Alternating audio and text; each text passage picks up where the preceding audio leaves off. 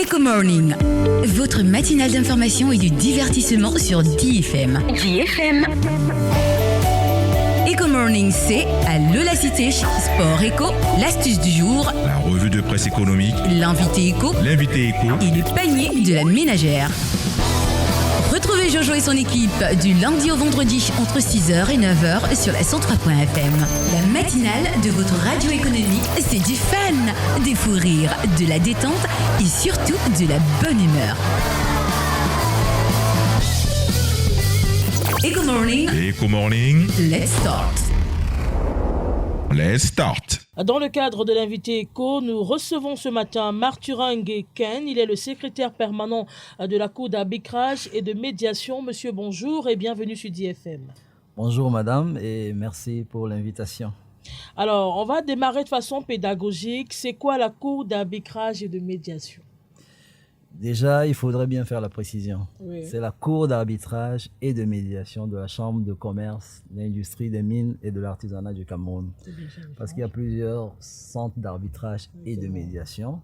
Et donc, pour identifier précisément de quel centre d'arbitrage il s'agit, il faut préciser également que c'est la Cour d'arbitrage et de médiation de la Chambre de commerce, d'industrie, des mines et de l'artisanat du Cameroun.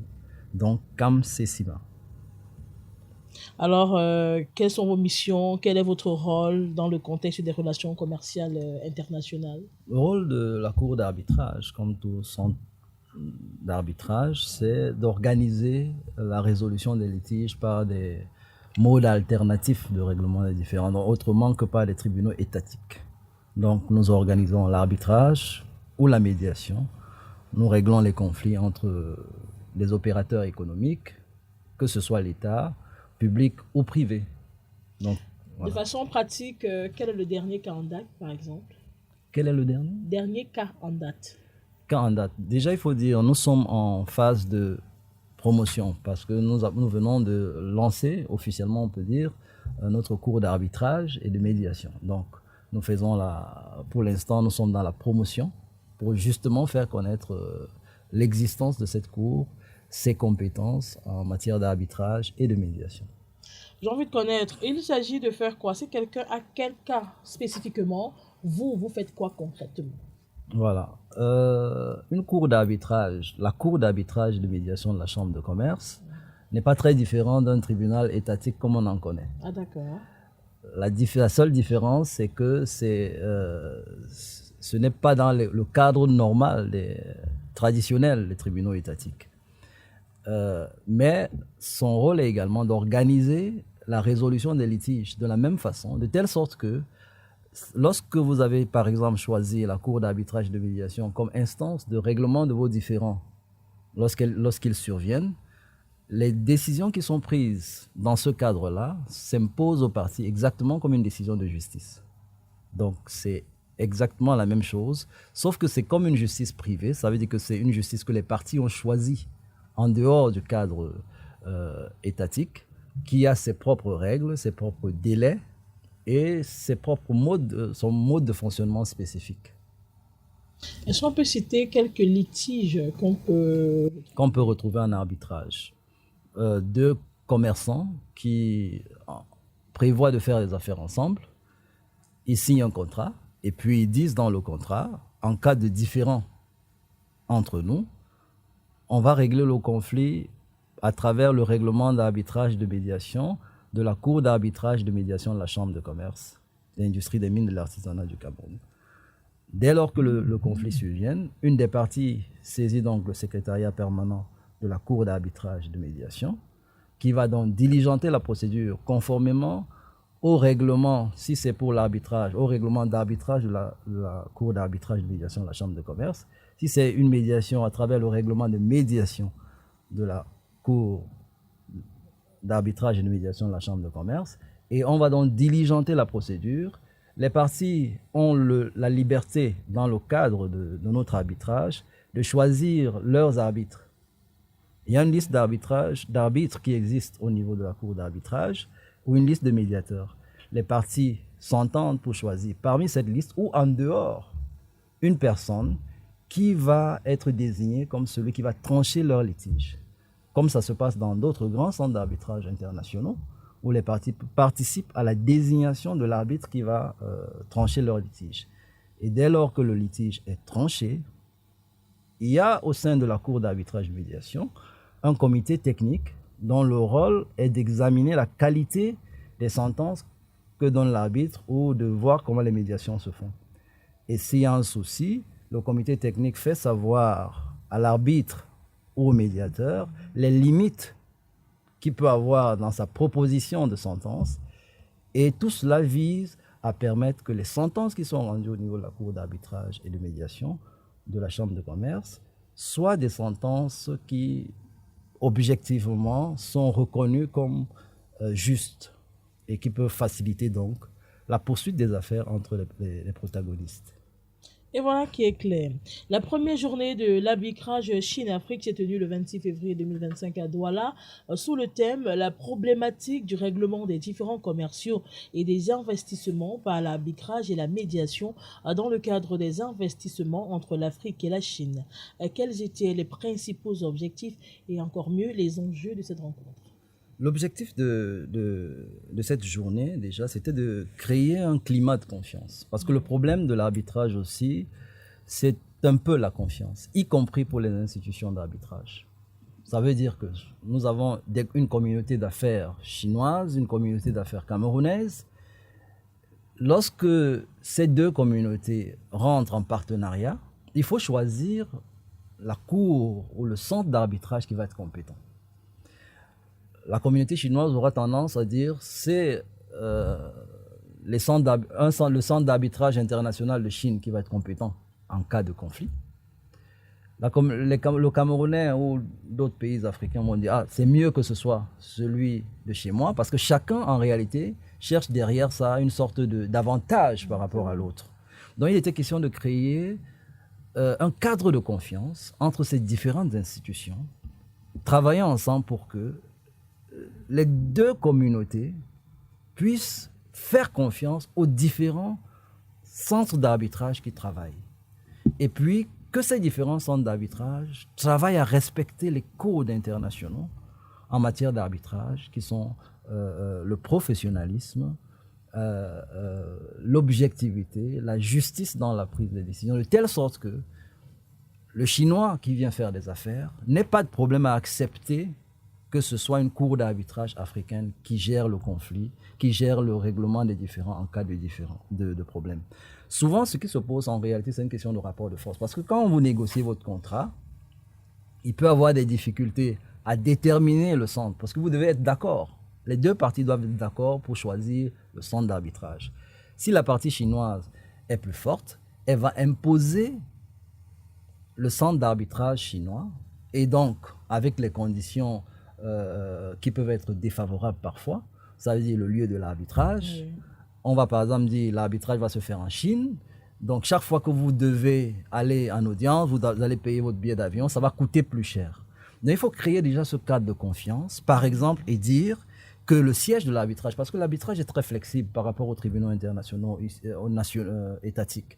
Ici, par exemple, vous savez, le tribunal de Bonanjo, ça ne peut se faire qu'à Bonanjo. Avec l'arbitrage, même si vous choisissez par exemple la cour d'arbitrage et de médiation de la Chambre de commerce, vous pouvez décider que le siège de l'arbitrage, c'est ailleurs.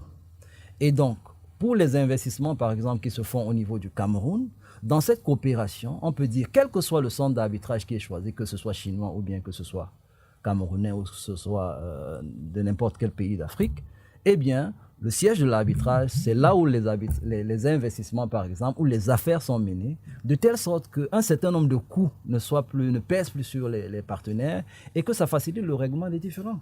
On sait très bien que seulement à cause de ces dépenses du lieu de l'arbitrage, tout cela peut faire en sorte que les parties se découragent, même dans le cours de leur partenariat.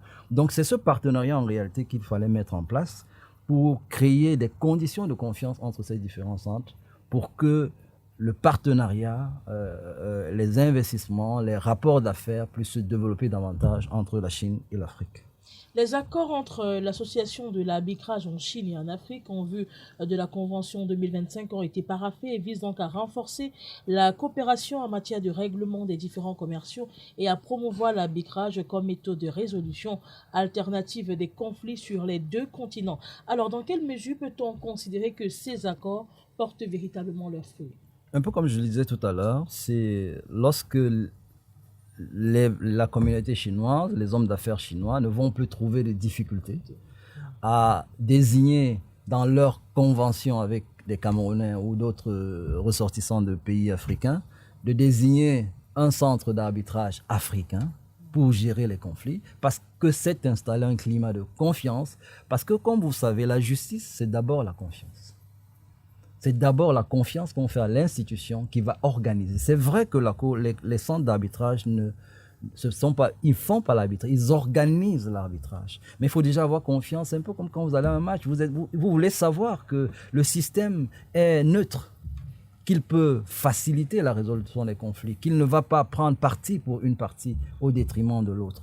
Donc, c'était déjà de mettre en place ce climat de coopération et de confiance pour faire en sorte que le choix ne soit plus un problème et que le choix soit dans le sens de faciliter la résolution des litiges et non de prendre le dessus sur un partenaire. Parce que souvent, c'est ce qui se fait lorsqu'on on se fait pas confiance. Il faut que chacun essaye d'avoir de l'ascendant sur l'autre. Or, les bonnes affaires se font lorsqu'on se met en quelque sorte sur un pied d'égalité pour qu'en cas de litige, on est sûr que le défi sera de remettre chaque partie dans son droit et non de donner raison simplement à une partie qui est plus forte que l'autre. Et dans ce contexte, quels sont les différents acteurs qui interviennent dans le système juridique et le règlement des différends commerciaux entre la Chine et l'Afrique? Si c'est de manière globale, l'État intervient à travers les relations extérieures. Si on peut parler de parties de manière générale dans les rapports, c'est déjà d'abord les structures étatiques à travers donc l'État du Cameroun lui-même, notamment et plus spécifiquement le ministère des Relations extérieures, la Chambre de commerce également dans sa mission globale de promotion de l'économie camerounaise est un acteur.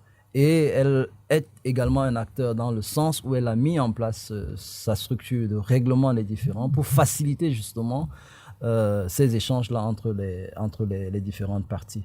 Donc, plus spécifiquement en matière d'arbitrage, les personnes qui interviennent déjà au niveau de la Cour d'arbitrage de médiation, la Chambre de commerce, la CAMSI-CECIMA, il y a le comité technique, comme je vous ai dit tout à l'heure, dont le rôle est de contrôler le bon déroulement des procédures au niveau de la CAMSIMA. Est-ce que ça s'est bien fait? Est-ce que les arbitres qui ont été choisis ont bien fait leur travail? Est-ce qu'ils n'ont pas violé des principes généraux de droit, l'équité, l'égalité entre les parties? Et puis il y a les arbitres qui sont indépendants, qui sont choisis par les parties de manière générale et qui travaillent en toute indépendance. Ça peut aussi être les médiateurs, lorsque c'est la médiation qui est choisie. Et puis il y a le secrétariat permanent, dont je suis le secrétaire permanent, dont le rôle est de gérer les procédures, de saisir les parties pour toutes les questions liées à l'administration des procédures, de faire le lien entre le comité technique et les arbitres, de faire le lien également entre les parties et les arbitres, ainsi de suite. Donc voilà les différentes parties qui interviennent dans les procédures au niveau de la Cour d'arbitrage de médiation de la Chambre de commerce. Et concernant les avantages contraires, quels sont ces avantages justement que les acteurs économiques chinois et africains devraient bénéficier de cette convention de 2025? On revient un peu dans ce que je disais tout à l'heure, c'est-à-dire que le bénéfice, c'est déjà la confiance qu'il y a, c'est de minimiser davantage les coûts, qu'il y ait la confiance, que les choix d'arbitrage ou de médiation qui sont faits permettent que les parties économisent un peu plus d'argent. C'est-à-dire que s'il y a deux parties, on ne va pas simplement dire que c'est le CIETAC, c'est-à-dire la Commission internationale d'arbitrage de Chine, qui va être compétente avec pour siège la Chine, de telle sorte que la partie camerounaise soit obligée à chaque fois qu'il ait une audience de payer son billet d'avion, ce qui implique des coûts importants qui peuvent le décourager même. Donc il y a ces avantages-là. Mais de façon générale, l'arbitrage, en matière de commerce international, en réalité, l'arbitrage est la solution absolue. Parce que même au niveau de l'exécution des sentences arbitrales, il y a une convention, la convention de New York, sur l'exécution des sentences arbitrales qui facilite l'exécution des sentences arbitrales. Ça veut dire que quoi? Il est préférable pour un opérateur économique d'avoir une sentence arbitrale plutôt que d'avoir une décision de justice, même de la Cour suprême du Cameroun. Parce que la coopération en matière d'exécution des sentences arbitrales permet à quelqu'un qui a une sentence arbitrale de l'exécuter pratiquement dans le monde entier, alors qu'avec une décision de justice, vous devrez rentrer encore dans des mécanismes beaucoup plus compliqués qui vont compromettre l'exécution de votre sentence. C'est par exemple, si je prends, comme je disais au niveau international, si vous avez par exemple des gens qui sont allés, comme les banques ont eu des problèmes avec des gens qui vont au Canada, ils ont signé des conventions de prêt ici. Avec une sentence arbitrale, vous pourrez, dès qu'elle est prise, puisque si dans le contrat de prêt, on dit en cas de conflit, les conflits seront gérés par tel centre d'arbitrage, la cour d'arbitrage par exemple de la chambre de commerce, si une sentence est prise, avec cette sentence, on peut l'exécuter au Canada directement. À travers il suffit de voir un juge qui va, à travers la Convention internationale sur l'exécution des sentences arbitrales, apposer son OK, on peut dire ça comme ça pour parler plus simplement, sur la sentence arbitrale et elle est exécutée directement au Canada. Donc c'est plus facile en matière de commerce international d'exécuter une sentence arbitrale. C'est le lieu d'ailleurs de dire à ceux qui font des affaires sur le plan international qu'il vaut mieux choisir l'arbitrage. Parce que partout où les intérêts de votre partenaire se trouvent, vous pouvez exécuter votre sentence arbitrale dans ce lieu-là. Contrairement à une décision de justice camerounaise que vous aurez ou de n'importe quel pays et qui sera difficilement exécutoire de façon automatique dans un autre pays. Et est-ce qu'on peut dire que l'arbitrage dépend des marchés? Par exemple, entre le marché de la Chine, on sait très bien que la Chine n'a pas le même marché contrairement à ceux de l'Afrique, en particulier à ceux du Cameroun. Est-ce qu'à ce niveau, l'arbitrage est différent? L'arbitrage a des principes internationaux presque communs. Je veux dire qu'il y a des règles relativement communes. Il y a peut-être ce qu'on appelle souvent l'ordre public qui parfois bloque l'ordre public d'un pays, qui peut parfois empêcher l'exécution d'une sentence arbitrale. Mais les questions d'ordre public sont compliquées parce qu'elles dépendent parfois de chaque pays, effectivement. Mais les questions d'ordre public, c'est quelque chose qui ne peut pas être accepté dans un ordre public. Donc il faut aussi les connaître pour savoir que si je signe par exemple un contrat, je ne sais pas quel exemple prendre, mais qui porte sur quelque chose qui est interdit ailleurs, peut-être si on prend peut-être les questions d'homosexualité, et vous avez signé quelque chose qui a trait à ça dans les affaires, peut-être vendre des trucs qui sont liés à cette activité, vous comprenez que l'ordre public d'un pays va vous empêcher de l'exécuter là-bas. Donc ça, ce n'est que ça qui diffère. Mais sur le plan des principes du commerce, d'abord il faut savoir en matière commerciale, le droit applicable même, ce sont les parties qui le choisissent. Quand vous dites par exemple c'est tel tribunal qui est compétent en matière étatique, de toute façon si vous ne choisissez pas les modes alternatifs de règlement différents, c'est le droit camerounais, le droit OHADA qui va s'appliquer. En matière de commerce international, vous choisissez le droit que vous voulez appliquer entre vous. Et lorsque vous désignez l'arbitre est tenu de respecter cela. C'est ça la liberté de l'arbitrage. Vous choisissez le siège de l'arbitrage, vous choisissez le lieu de l'arbitrage. Ce n'est pas parce que vous avez choisi la cour d'arbitrage et de médiation de la chambre de commerce que forcément le lieu de l'arbitrage sera à Douala ou au Cameroun. Vous pouvez choisir de le faire au Gabon, vous pouvez choisir de le faire au Sénégal, vous pouvez choisir de le faire en France, vous pouvez choisir de le faire en Chine. C'est totalement libre, les parties l'organisent. La seule chose qui doit rester constante, c'est l'équité, c'est le respect des procédures, de la justice et des règles que les parties ont choisies elles-mêmes.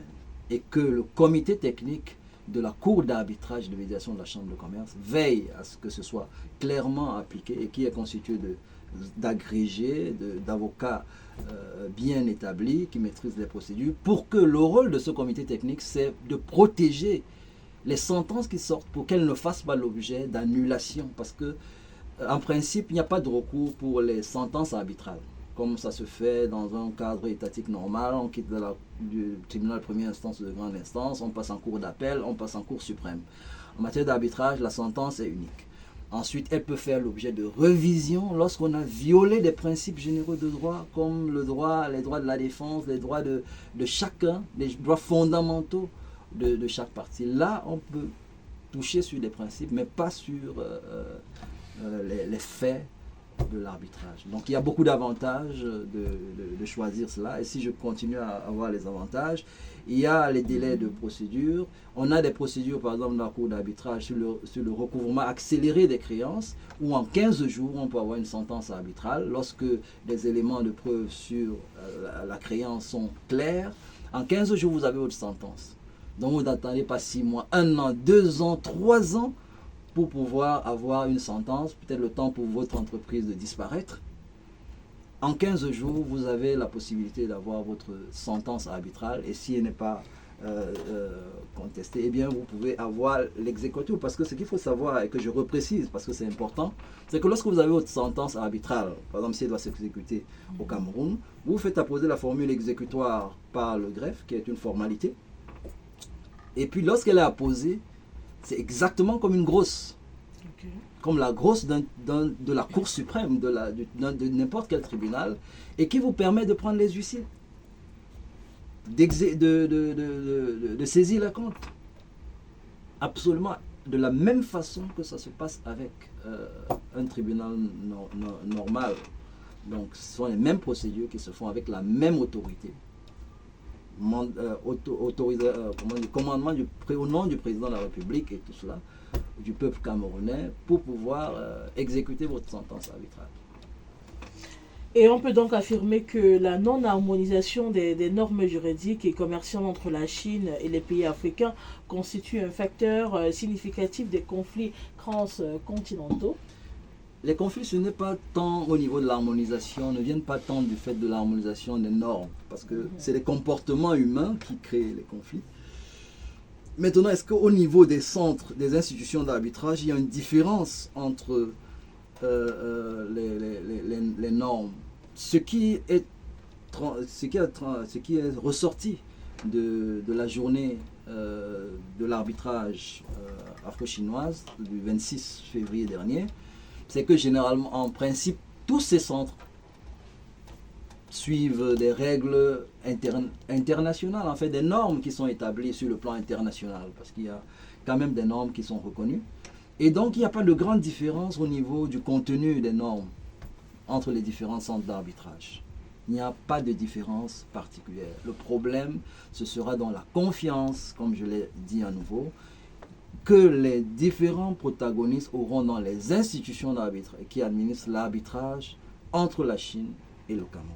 Qu'il y ait cette coopération qui permette que le Chinois, quand il vient à la cour d'arbitrage et de médiation de la Chambre de commerce, soit confiant, qu'il n'ait pas l'impression qu'il est dans une zone où il sera défavorisé, mais qu'il y aura, dans le cadre de la veille permanente de ces différentes, parce que ça veut dire que nous allons veiller désormais sur la façon dont le CIETAC, la Commission internationale et économique d'arbitrage de Chine, administre les arbitrages qui impliquent les Africains, les Camerounais notamment pour ce qui nous concerne, et eux aussi vont veiller à ce que la façon dont nous gérons l'arbitrage ne soit pas en défaveur d'une partie ou d'une autre. Donc, c'est un peu dans cela que ira notre coopération pour faciliter donc le règlement des différends et que les parties ne se retrouvent pas, comme ça se passe actuellement, dans une impasse. Parce que si vous choisissez, parce que vous faites une affaire avec un Chinois, si vous choisissez les tribunaux chinois, ça va être compliqué parce que vous avez beaucoup de problèmes de langue et de beaucoup de choses qui vont faire en sorte que les coûts rendent presque impossible la coopération entre les pays. Et donc c'est pour promouvoir véritablement les échanges entre les deux régions que nous avons lancé cette initiative en partenariat avec l'association pour la promotion de l'arbitrage en Afrique. Peut-être avant de se séparer, un dernier mot à l'endroit de tous ces acteurs du commerce qui vous écoutent en ce moment. C'est de faire confiance à l'arbitrage, qu'il s'agisse même d'ailleurs de l'arbitrage international, lorsqu'elles impliquent des parties diverses. Il faut savoir que ce n'est pas que ça. C'est aussi pour l'État aussi, parce qu'il ne s'agit pas non plus seulement des opérateurs économiques, mais même avec l'État sur l'arbitrage d'investissement d'ailleurs, où l'arbitrage est presque systématique, mais que l'État fasse également confiance à sa cour d'arbitrage de médiation, ne serait-ce que pour la médiation.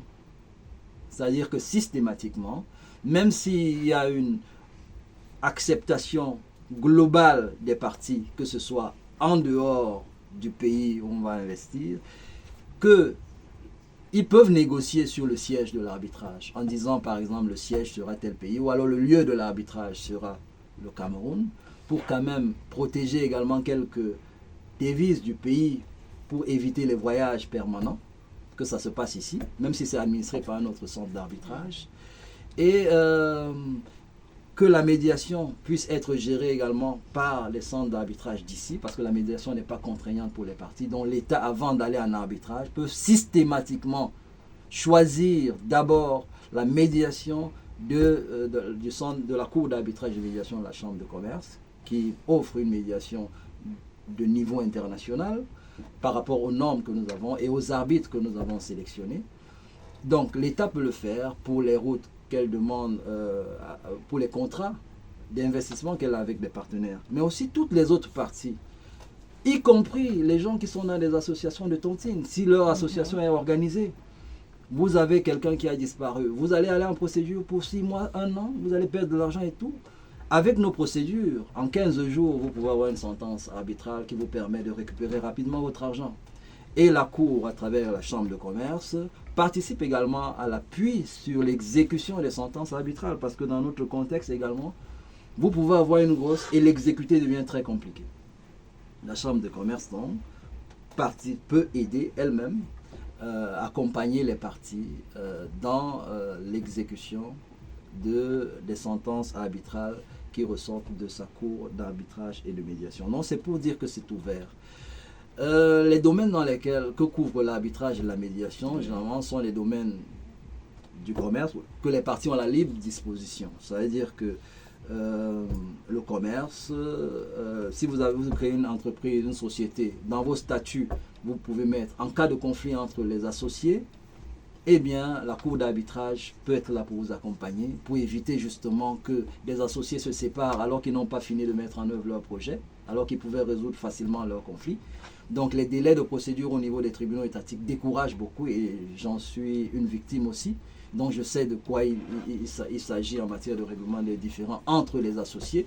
Donc, déjà que dans les statuts de ces entreprises, qu'ils disent en cas de conflit, au lieu de choisir les tribunaux étatiques, qu'ils choisissent l'arbitrage et la médiation de la cour d'arbitrage de médiation de la Chambre de commerce pour être sûr que véritablement ils vont facilement régler les conflits entre eux sans que les délais les écrasent. Toutes ces questions, les achats, ventes, industrie, vraiment toutes les questions commerciales, toutes les questions où les parties ont la liberté de compromettre, à l'exception des questions pénales. Ça veut dire que si quelqu'un a volé, vous ne pouvez pas vous retrouver pour ça à la cour d'arbitrage et médiation, parce que là, ça rentre déjà dans les questions pénales. Par contre, si pour les questions de succession, par exemple, où on n'est pas véritablement compétent, puisque la compétence en matière de succession, c'est la compétence du tribunal de façon naturelle, mais par contre, la cour d'arbitrage peut faire de la médiation, y compris dans ces questions-là. Ça veut dire que lorsque des familles ont des problèmes au niveau de leur héritage, ils peuvent saisir la cour d'arbitrage et de médiation pour la médiation dans ces cas spécifiques où il ne peut pas être possible de mener l'arbitrage, comme je l'ai dit en matière successorale et en matière pénale. Mathurin Nguyen, secrétaire permanent de la Cour d'arbitrage et de la médiation à la CAM-CECIMA, était l'invité écho de ce matin. Monsieur, merci d'être passé. C'est moi qui vous remercie de m'avoir donné l'opportunité de présenter cette belle initiative de la Chambre de commerce pour faciliter le développement des affaires et aussi la paix entre les citoyens. Merci.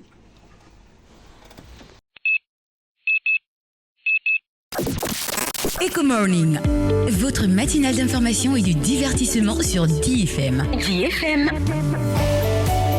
Eco Morning, c'est à la Cité, Sport Eco, l'astuce du jour, la revue de presse économique, l'invité Eco et le panier de la ménagère. Retrouvez Jojo et son équipe du lundi au vendredi entre 6h et 9h sur la 103.fm. La matinale de votre radio économique, c'est du fun, des fous rires, de la détente et surtout de la bonne humeur. Eco Morning. Eco Morning. Let's start. Let's start.